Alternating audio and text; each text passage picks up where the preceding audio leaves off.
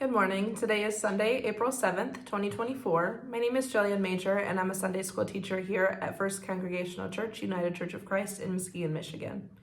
Each week, I've been sharing a story and an affirmation from the Progressive Christianity curriculum, which First Congregational Church has purchased but do not own the copyrights to.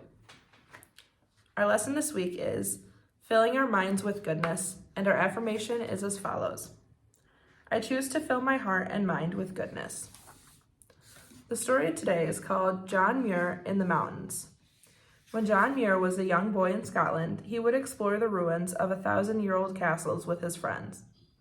One day, they found a way into the castle dungeon, and John climbed down the wall of a deep, dark pit just to see how deep it really was.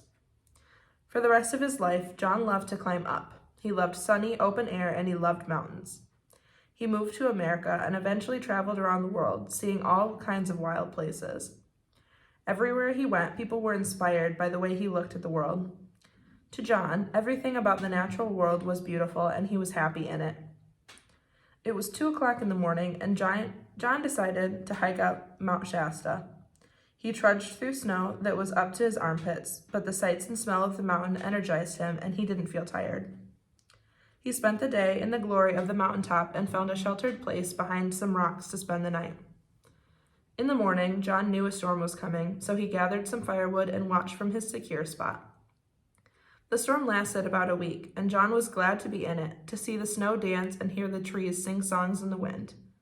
He knew the difference between a pine tree and an oak, just by the sound the wind made whistling through the branches. Busy little squirrels would stop by and share the shelter for a while and then move on. John would study the snow crystals and smell the changes in the wind, content to be part of the mountain. The mountain goats didn't mind his presence as they came out of the wind for a while and then jumped over the rocks on their way. He had a bag of bread to eat, and John felt no need to hurry home, to worry, or to complain. There is a little blue-gray bird called an owzel that John said was one of his favorite mountain companions. The bird is a water-loving bird that John would watch for hours during his wilderness journey.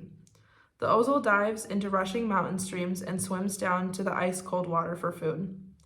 When the other birds are huddled together from the harsh wind, the owzel will sing joyfully, untouched by any change in the weather. John's heart would sing joyfully, no matter the conditions he found himself in, just like the owzel. John could spend days sitting quietly in the companionship of the trees, the plants and the flowers, and the creatures of the wilderness. His heart and mind were so filled with beauty, joy, and wonder, there was no room for anything else.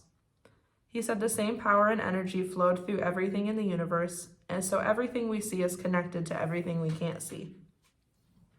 John knew everyone could not wander to the forest and sit comfortably in a storm, but he believed everyone should be able to experience the wilderness even just a little bit.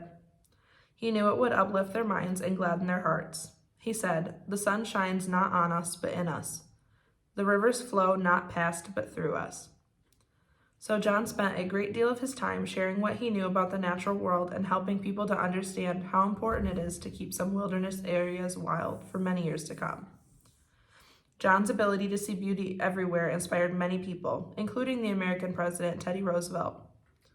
President Roosevelt started our national park system after spending time with John in the wilderness. John Muir said he lived only to entice others to look at nature's loveliness.